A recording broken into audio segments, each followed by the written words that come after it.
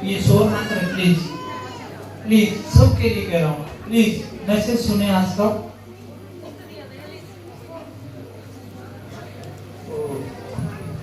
परमेश्वर का धन्यवाद हो, सब भी हमारा एक हो गया और हम शायद कोशिश करेंगे 1:30 बजे हमारा लंच, 1:30 बजे कर बजे लंच, 1:30 बजे ये हम कोशिश है हमारी 1:30 बजे हम लंच करें, लेकिन फिर भी 10 मिनट आगे पीछे कोई बात नहीं, आधा घंटा हमारे पास है, ठीक है। धन्यवाद हो आप लोगों का, आप कई घंटे से यहाँ जमकर बैठे हुए हैं, मालिक आपको बड़ी आशीष है।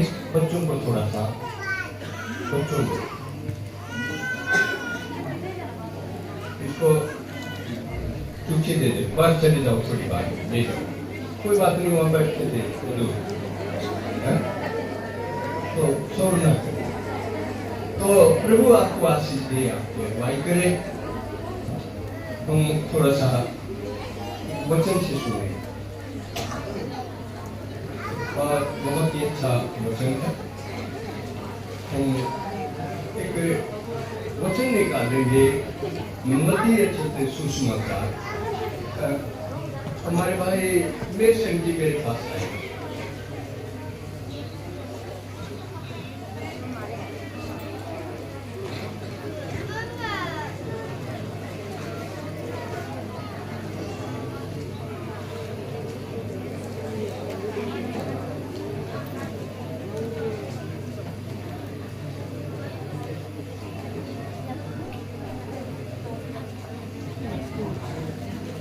मत्ती रचित सुसमाचार उसका 5 अध्याय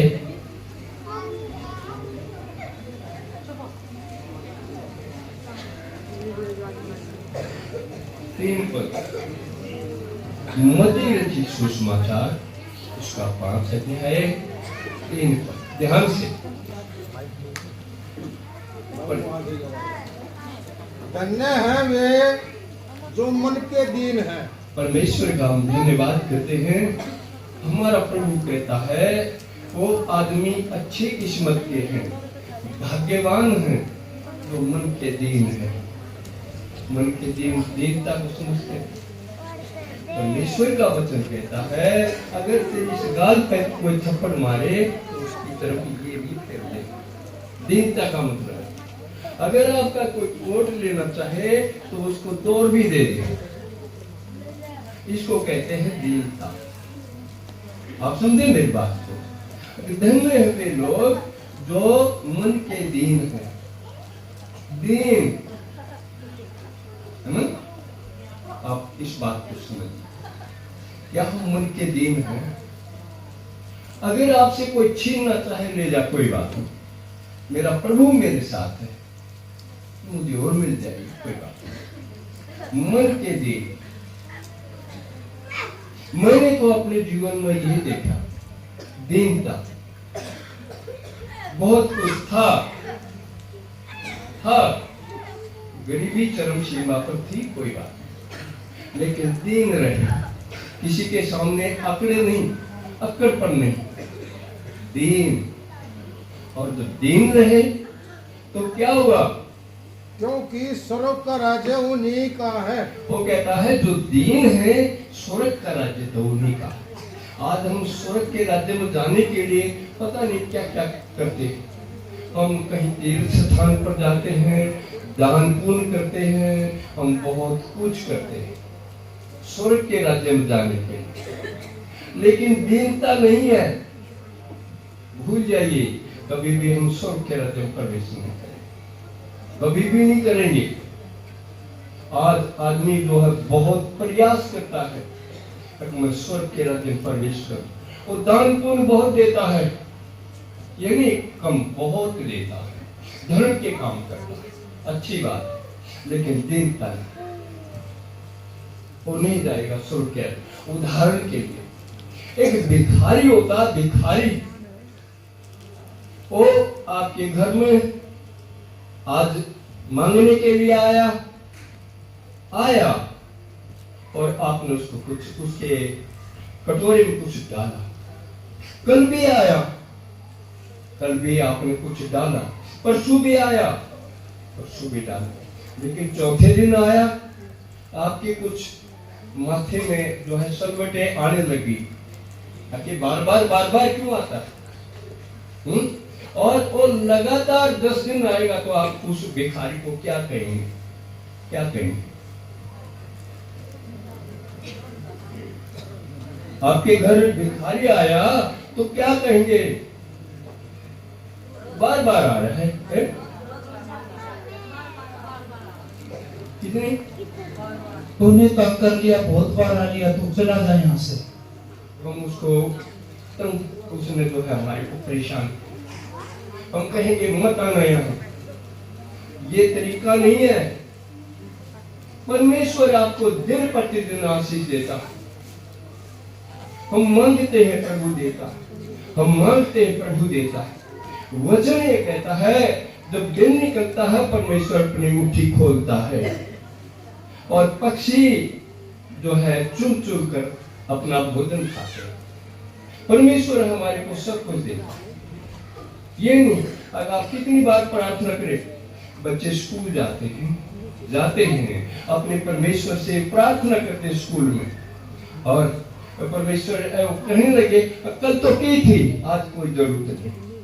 लेकिन ऐसा नहीं, हम परमेश्वर से बार बार मांगे, वो हमारा मालिक है, हमें देगा दीनता से, क्रोध में होकर के नहीं, दीनता से। अगर हम मांगेंगे तो परमेश्वर आपको देगा। हमें मांगना चाहिए, अपने परमेश्वर से मांगना चाहिए, वो आपके लिए तैयार है, लेकिन दीनता से। एक वचन और है इसी का 8 पद, धन्य है वे जिनके मन शुद्ध है। वो कहता है जो मन के शुद्ध हैं वो भी अच्छे किस्मत के, बड़भागी हैं जिनके मन शुद्ध हैं। आज हमारी आंखों में व्यभिचार भरा हुआ है। व्यभिचार का मतलब शुद्ध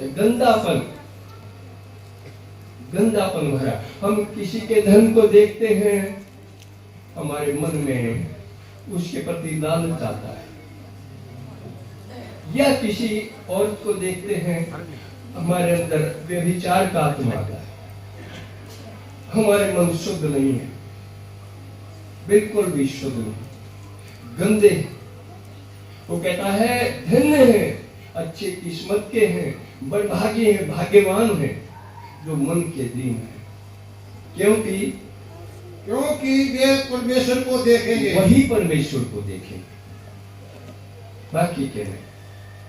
जिनके मन शुद्ध हैं वो परमेश्वर को देखेंगे, बाकी के नहीं।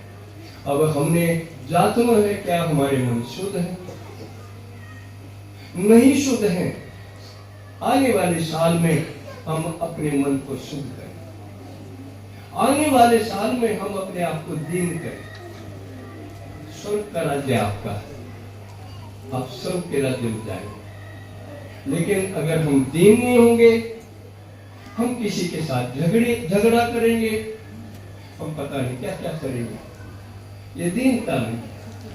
हमें परमेश्वर का वचन कहता है इस गात पे थप्पड़ मारे तो उसकी तरफ ये भी फेर दे। अगर आप कोई किलोमीटर ले जाए तो 2 किलोमीटर जा, कोई बात नहीं, इसको कहते हैं दीन। लेकिन हमारे अंदर दीनता तो है ही नहीं, हम और काम करते रहते हैं। मैंने ये किया, मैंने दान दिया, ये दिया, वो दिया, मैंने उपवास रखा, मैंने प्रार्थना की, अच्छी बात है। लेकिन हमें जो परमेश्वर हमें आज्ञा देता है उस आज्ञा को भी मानना है। परमेश्वर ने आपको आज्ञा क्या दी?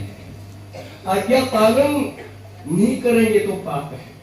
परमेश्वर का वचन ये कहता है जो आज्ञा का उल्लंघन करता है उसकी परिभाषा पाप है। हम अगर सरकार का आदेश है, हमारी सरकार का आदेश है अगर रोड के बाईं ओर चलो, हमें चलना चाहिए, आदेश मानना चाहिए। अगर हम दाईं ओर चलेंगे एक्सीडेंट हो जाएगा। परमेश्वर की आज्ञा का पालन करना ही जो है क्या है? आज्ञा पालन है, उसकी आदेश को मानना है। आज्ञा पालन है, लेकिन हम उसका उल्लंघन करते हैं, इसका मतलब है पाप। हमें पाप नहीं करना। तो हमें जब भी हम प्रार्थना करें बड़े ठीक ढंग से, लेकिन एक और परमेश्वर का वचन इसी में से 20 पद और देखेंगे। क्योंकि मैं तुमसे कहता हूँ, वो कहता हूँ, मैं तुमसे कहता हूँ, क्या कहता हूँ, कि यदि तुम्हारी धार्मिकता, अगर तुम धार्मिक तो बन गए, धार्मिक हैं, लेकिन हमारे अंदर क्या है, हमारी नीति खराब है, हमारे अंदर सारे के सारे गलत काम है। हम लोगों को तो दिखाते हैं, मैं प्रार्थना भी करता हूँ, मैं दान भी देता हूँ, मैं, लेकिन अंदर सड़ रहा है, अंदर कबाड़े से भरा हुआ है। हमारी आंखों के अंदर व्यभिचार का आत्मा है, चोरी का आत्मा है, हमारा हृदय हत्यारा है। ये नहीं है। हम बाहर से तो धार्मिक दिख रहे हैं, हम अच्छे धार्मिक लोग, लोगों के सामने पता नहीं हम क्या बन जाते हैं, लेकिन ये धार्मिकता नहीं है। अंदर का देखो, अंदर क्या है, अंदर जो है क्या, एक गंदी चीज सड़ रही है। हम कैसे हैं, हम जैसे कब्र होती है, कब्र, उसके अंदर एक मुर्दा सड़ता है, लेकिन ऊपर उस कब्र के फूल जो है डाल दिए गए, फूल हम सफेदी भी कर दी गई, लेकिन हम ऊपर से तो उसको नमस्कार करते हैं, ये मेरा दादा, अंदर नहीं देखते, उसके अंदर कीड़े हैं, उसको मुर्दा सड़ रहा है। इसी प्रकार से हमारे अंदर एक मुर्दा सड़ रहा है, हम उस मुर्दे को बाहर निकालते। हमारे अंदर बहुत गंदापन है, क्रोधी है, ढीठ है, हट्टी है, जद्दी है, बहुत कुछ है। और हमें जब तक हम इस गंदेपन को बाहर नहीं निकालेंगे, हम परमेश्वर के राज्य में कभी प्रवेश ही नहीं करने पाएंगे। हम चाहे कितना भी प्रयास करें, दान पुण्य करो, सब कुछ करो, कोई बात नहीं, अच्छी बात है, करना चाहिए, लेकिन अंदर से साफ होना चाहिए। हमारा अंदर साफ नहीं है, हमारा अंदर जो है, अंदर जो है कबाड़ा है। मैं उसको उदाहरण के लिए, एक आपके घर में एक गेस्ट आया, मेहमान आया, और एक गिलास है इधर, जो बर्तन झूठे बर्तन हैं, उनमें से आपने गिलास उठाया और झूठे बर्तन में आपने उसको दूध डाल दिया, झूठे बर्तन में। और वो मेहमान भी देख रहा कि ये तो इन्होंने इस बर्तन को धोया भी नहीं, क्या वो दूध पिएगा आपका? क्यों नहीं पिएगा?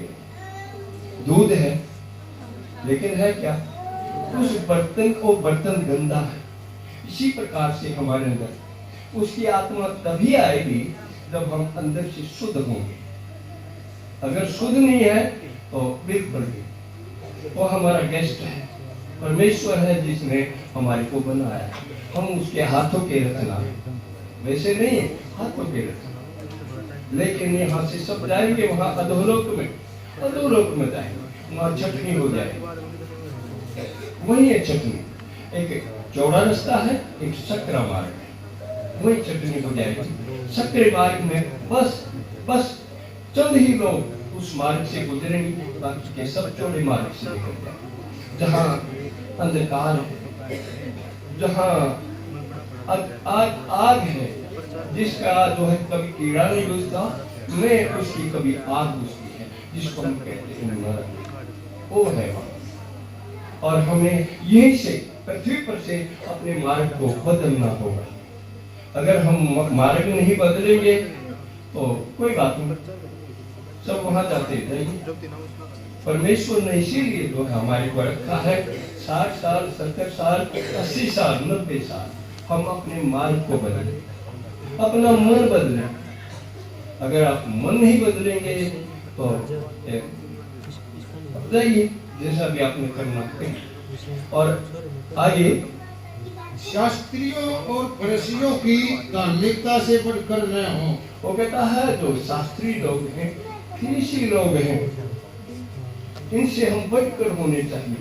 आप परमेश्वर के बंदे हैं, लेकिन कोई बात नहीं, उनको शिक्षा का ज्ञान है तो मानते हैं, ज्ञान है, लेकिन जो चीज आपके पास हो उनके पास नहीं है, हम उनसे बढ़कर होने चाहिए, तभी हम उसके राज्य में प्रवेश करें, नहीं तो हमने जो है उसके राज्य में जाए।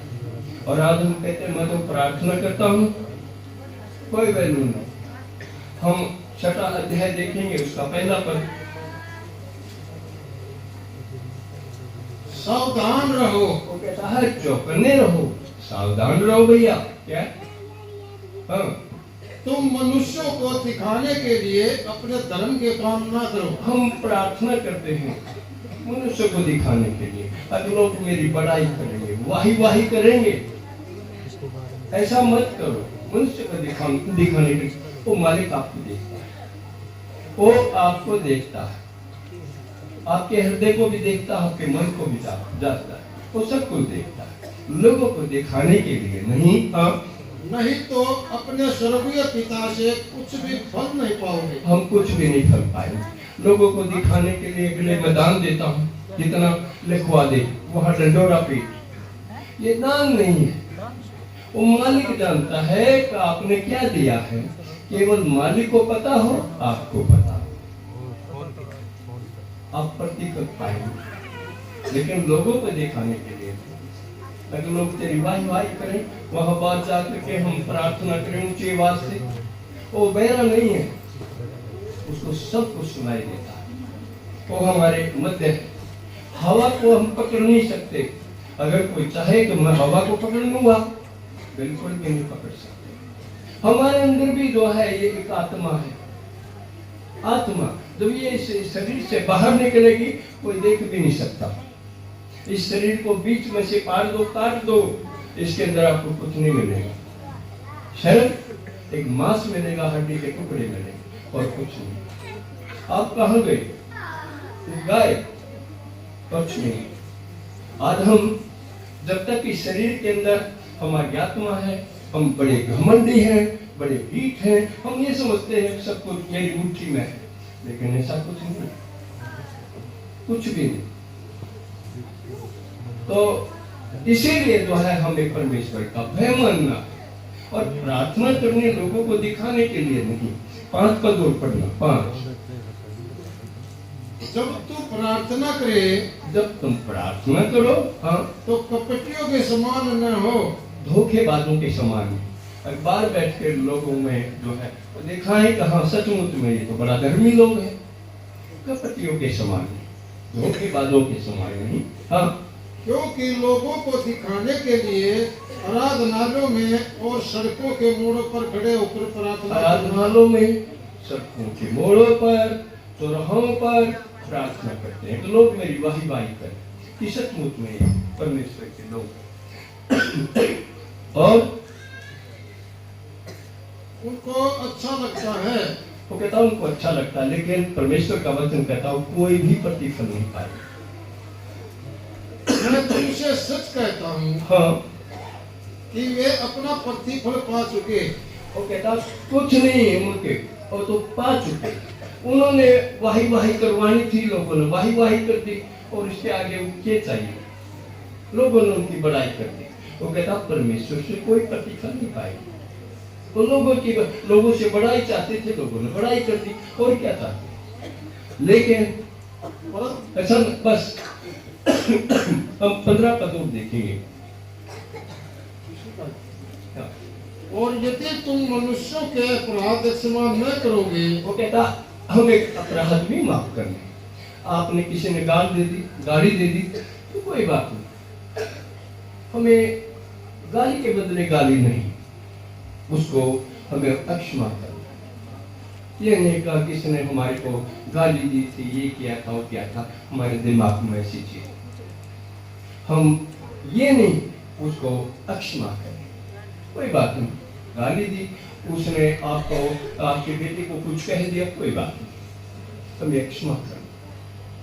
और हम एक वचन देखेंगे, छोटी सी कहानी है, उस कहानी को देखेंगे। ये है लूका की किताब, उसका 15 अध्याय 11 पद से देखेंगे। वहां क्या है? एक उड़ाऊ पुत्र की कहानी है। उड़ाऊ पुत्र, आप जानते हो उड़ाऊ पुत्र जो अपने पिता की आज्ञा नहीं मानता, उसको कहते हैं उड़ाऊ पुत्र। जो अपने पिता की आज्ञा को नहीं मानता, उसकी हर बात को ठुकराता है, उसको कहते हैं उड़ाऊ पुत्र। परमेश्वर ने एक कहानी बताई, और कहानी क्या है थोड़ा सा हम पढ़ेंगे। फिर उसने कहा, किसी मनुष्य के 2 पुत्र थे। एक आदमी था, उसके 2 बेटे थे भैया, 2 थे। एक छोटा था, एक बड़ा था। बड़े प्रेम से रहते थे। लेकिन छोटे पुत्र के दिमाग में बाहरी हवा आ गई। उसके मित्र ऐसे ही थे, वो जो है गलत मित्रों के साथ बैठता था, दोस्ती ऐसे मित्रों के साथ हो गई। और उनमें से छोटे ने पिता से कहा, फिर उसने कहा, एक उसके उन मित्र थे, चलो अमेरिका चलते हैं, अमेरिका चलेंगे यार, यहाँ क्या है, आपके पास तो धन है, या कुछ नहीं है, अमेरिका कमाई करके लाएंगे। और क्या हुआ, हे पिता, संपत्ति में से जो भाग मेरा हो। और वो अपने पापा के पास आया शाम को, और उसने अपने पापा से कहा, पापा हम 2 भाई हैं, आपके 2 बेटे हैं, मेरे हिस्से का मुझे दे दे, और बड़े के हिस्सा इसके पास रह जाए, लेकिन मेरा हिस्सा दे दे। पापा ने उसको बहुत बार समझाया, बेटा ऐसा ना कर, लेकिन उसने कहा नहीं नहीं नहीं, मेरे को दे दे। और पापा ने जो है उसको उसका भाग दे दिया। जितना भी उसके हिस्से में जमीन आती थी, सारी जमीन दे दी। और क्या हुआ, उसने अपनी सारी संपत्ति को बेच दिया। पापा को दुख हुआ, लेकिन सूटकेस में सारा धन इकट्ठा किया और विदेश के लिए चला गया। विदेश में गया, और वहां जाकर के क्या, वहां उनके ऐसे मित्र थे, शराबी, कबाबी, व्यभिचारी, बहुत कुछ था। उन मित्रों की जो है पकड़ में आया, और उन्होंने कुछ ही समय के बाद वो सारा धन खत्म कर दिया। लेकिन उनके पास कुछ नहीं रहा, एक दमड़ी भी नहीं रही।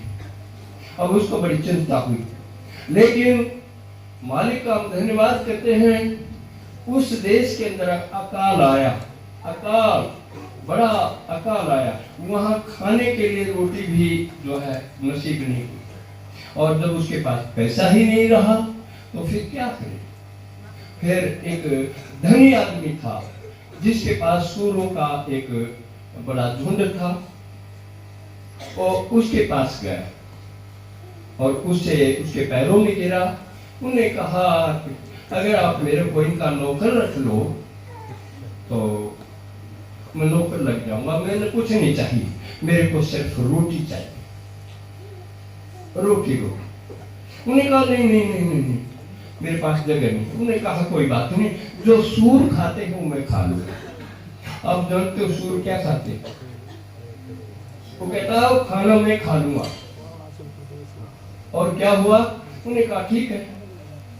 और उस सूरों का जो है उनको चराने के लिए खेत में ले जाता था, लेकिन जब वो गली सड़ी टमाटर आते थे या फिर मटर, उस दाने उनमें से चुन लेता था और खाता था। आप जानते हो पहले क्या था, पहले एक धनी का बेटा था, राजा का बेटा था, उसके घर में बहुत सारे नौकर चाकर काम करते थे। अब क्या हो गया, आप जानते हो क्या हो गया? अब सूरों का जो खाना है उसमें से चुन चुन कर खाता है। क्या ऐसी बात हुई? उसने पापा की आज्ञा का पालन नहीं किया, उसकी हर आज्ञा को उसने ठुकराया। क्या हालत हो गई, बड़े बड़े दुखी हुए, क्योंकि उसके पास पैसा भी था। लेकिन एक दिन उसके मन में आया, क्या मन में आया, अब मैं वापस फिर पापा के पास जाऊंगा और मैं माफी मांगूंगा, मैं अपने पापा मुझे नौकरों की जगह रखी। और आया, आने के बाद जो है पापा के सामने वो दूर से दिखाई दिया। पापा दौड़ा, उसने कुछ नहीं पूछा उसका, लेकिन पापा ने उसको गले से लगाया और उसके बड़े बड़े बाल थे, बालों को कटवाया, अच्छे कपड़े पहनाए अंगूठी पहनाई, बहुत उसको धुआया। उन्हें कहा इसको अच्छा खाना दो, खाना दो। पापा ने उसकी कोई भी बात नहीं की उससे, अरे बेटा तूने इतना धन खत्म कर दिया, लेकिन कोई बात नहीं भैया। उसने अपनी छाती से लगाया वो सारी बातें। उन्हें कहा चलो तुम भाई आया है, इसके लिए जश्न बनाएंगे। उन्होंने एक अच्छा भोज दिया, उसमें जो है अच्छी मिठाइयां बनी, खाना बना और ढोल डपड़े बजाए। वहां जब ढोल डपड़े बज रहे थे, उसका भाई खेत में काम कर रहा था और जब गांव के नजदीक आज शाम को बोला किसके घर में ढोल डपड़े बज रहे, उन्हें कहा तेरा छोटा भाई आया। और एकदम से जो उसका क्या उसका माथा चले गया ताकि मेरे लिए कभी भी जो है इसने जो है कच्ची 1 किलो लड्डू नहीं मंगाए, आज ये क्या कर रहा है। और उसने घर में आना नहीं चाहा, मैं नहीं आऊंगा। और पापा ने कहा बेटा मैं तेरा भाई आएगा। नहीं नहीं नहीं मैं नहीं आता। लेकिन वो पीछे पीछे हटा।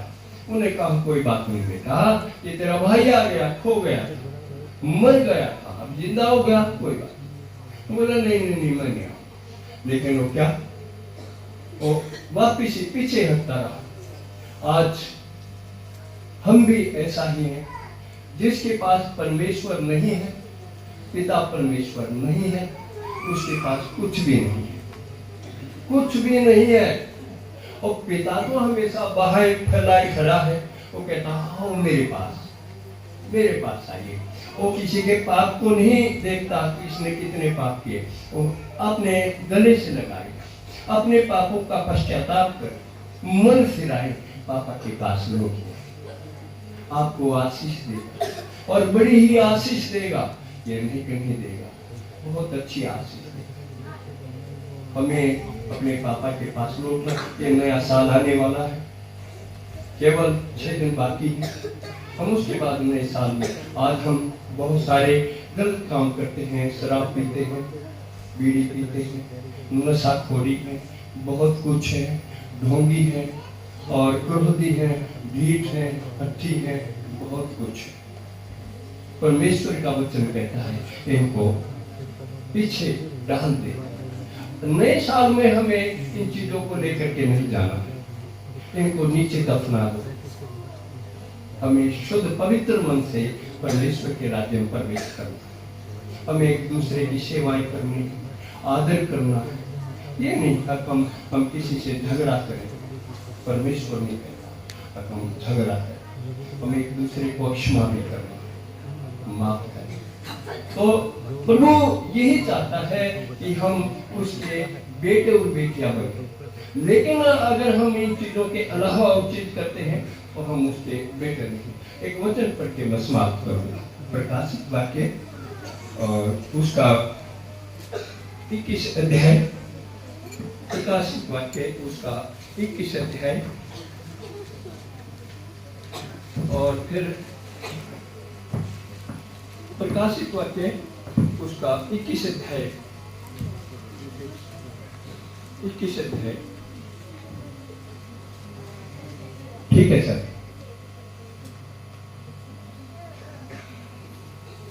हम 8 पद से देखेंगे, 21 का 8।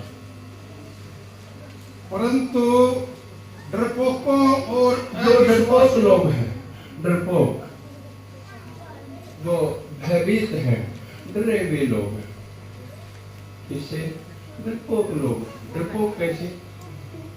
हम बहुत सारी चीजों से डर जाते हैं, किन चीजों से हम डरते हैं, ध्यान दें। हम भूत प्रेतों से डर जाते, जबकि है डरपोक लोग। डरपोक अविश्वासियों, अविश्वासी लोग परमेश्वर के ऊपर भरोसा ही नहीं रखते। जिसने हमारे को बनाया है हम उसके ऊपर भरोसा ही नहीं रखते, उनको कहते हैं अविश्वासी। अविश्वासी और घिनौनों और हत्यारों, घिनौने जो गंदे काम करते, और हत्यारे ये नहीं, अगर हमने किसी की हत्या कर दी, ये भी हत्या है। लेकिन हमने एक ऐसी बात कह दी अपने बेटे को, अगर तो उसके हृदय में टच कर गई और उसने जाकर के अपनी आत्महत्या कर दी, वो भी हत्यारा है। कौन हत्यारा है? उसका पापा। उसने ऐसी बात नहीं कही। वो कहता हत्यारे और व्यभिचारी, जो जिनकी आंख व्यभिचार से भरी हुई, अपनी पत्नी से उनका हरम ठंडा नहीं, गैर पत्नी, उसको कहते हैं हम व्यभिचारी। व्यभिचारी चाहे पत्नी हो चाहे पति हो, व्यभिचारी। और टोना और मूर्ति पूजको, और टोने, जो टोने टोके मेरे हाथ की रेखा देखो, अरे परमेश्वर ने आपको, आपके साथ परमेश्वर क्या दिखाएगा? वो मालिक देखेगा। मैं भी आदमी हूं, वो भी आदमी है, क्या दिखा? टोने जो कहते हैं देखो कुछ नहीं है, उस अपने परमेश्वर से दिखाई। टोने टोके और मूर्ति पूजको, मूर्ति पूजक, हम अपने पापा को खाना नहीं खिलाएंगे, हम कुछ नहीं देंगे अपने पापा को, लेकिन एक मूर्ति के आगे तो हम लड्डू रख देंगे पापा के सामने। पापा को एक कप चाय का नहीं, हम कुछ भी नहीं देंगे, लेकिन उसको तो हम कपड़े भी दे देंगे, लेकिन पापा के कपड़े नहीं। ये क्या है? वो कहता मूर्ति पूजन और सब झूठों का भाग उस झील में मिलेगा। जितने लोग झूठे हैं, झील में, झील नरक की थी, वहां है उनका भाग, यहाँ नहीं।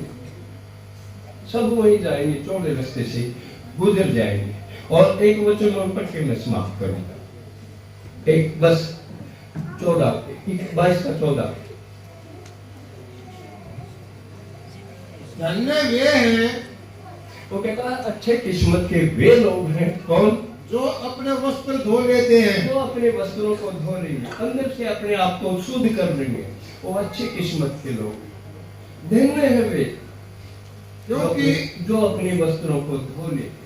ये गंदे हैं, आने वाले साल में हमें अच्छे वस्त्र, अपने वस्त्रों को धोना है, अंदर से हमें अपनी सफाई करनी है।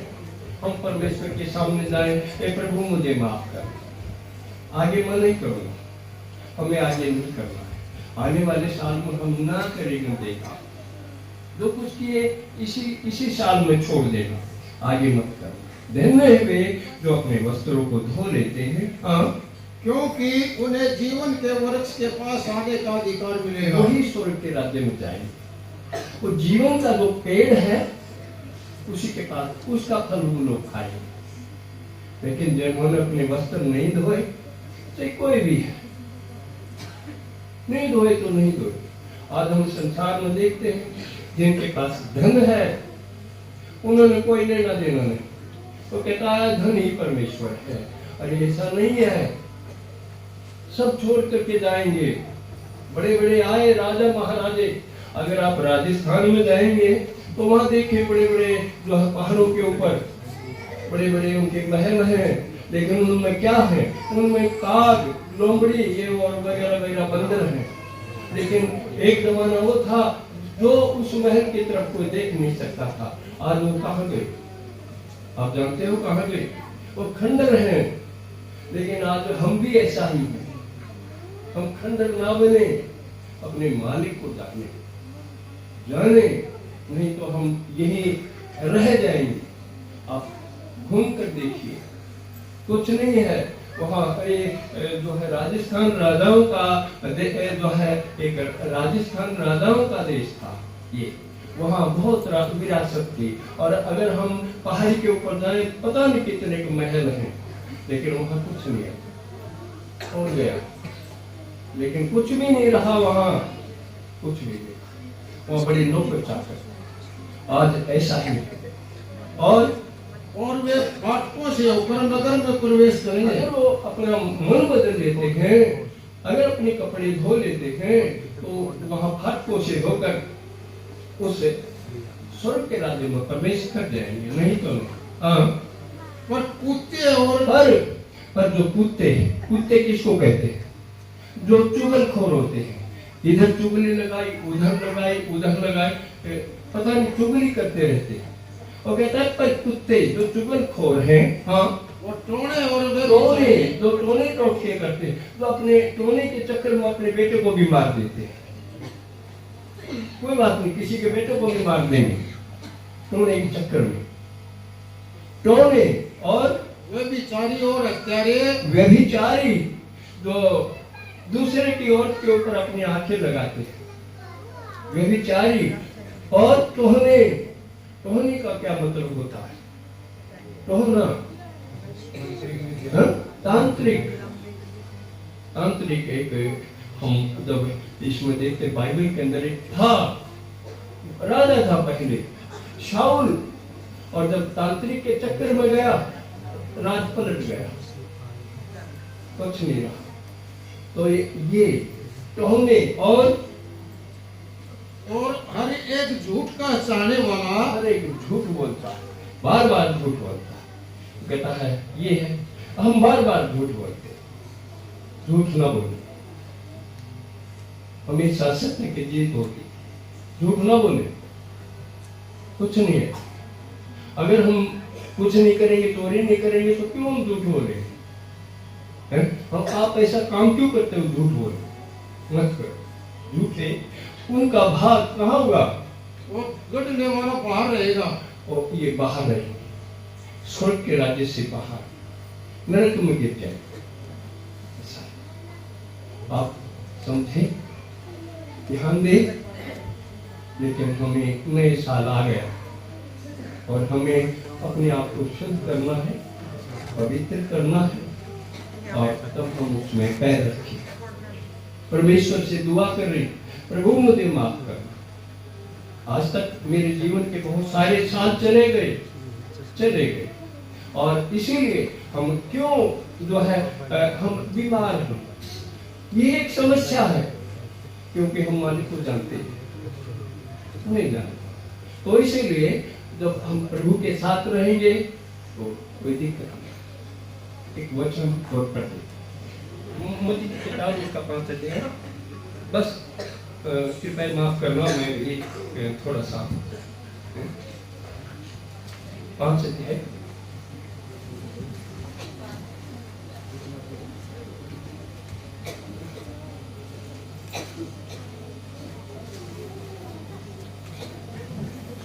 नहीं, 5 नहीं, 6 है। हाँ, 6 है।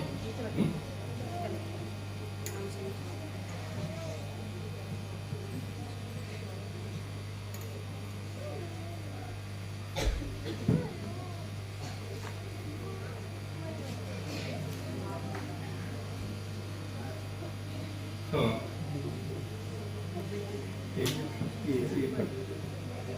6 का 22 पर, हाँ 6 का 22, बस। शरीर का दिया आंख है। वो कहता है जो शरीर का दिया है वो आंख है। क्या है? आंख। शरीर का दिया आंख है। इस शरीर का जो दिया है आंख है, ठीक है ना? अगर हमारी आंख शुद्ध है तो सब कुछ शुद्ध है। उदाहरण के लिए बुढ़िया आप खड़े, इसको मैंने जो है सोने से लाद दिया, ठीक है, सोने से लाद दिया गया। और ये भी है, ये एक फटे पुराने कपड़े पहनेंगे। इन दोनों को अंधकार में छोड़ दिया गया। अब इनमें से सबसे सुंदर कौन सा है? घोर अंधकार है, उसमें दोनों है।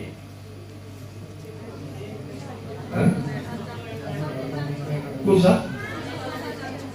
ये रजा गया घोर अंधकार में, ये अच्छा लगेगा। ये नहीं, घोर अंधकार में, ये अंधेरे में। और एक घोर अंधकार है, उसमें ना तो ये ना ये। कौन सा कुर्सी को देखेगा? आप सोने को देखोगे, कुछ नहीं दिखाई देगा, समझे? घोर अंधकार में जाएंगे, सोना है लेकिन वहां कुछ नहीं, आपका सोना न चांदी न कुछ लेना न देना। अंधकार तो अंधकार ही है, हम घोर अंधकार में ना जाए। क्या आंख जो है शरीर का दिया तो आंख है, और इसलिए यदि तेरी आंख निर्मल हो तो और कहता है अगर हमारी आंख शुद्ध है तो तेरा सारा शरीर भी उजियाला होगा। उजियाला हो जाएगा।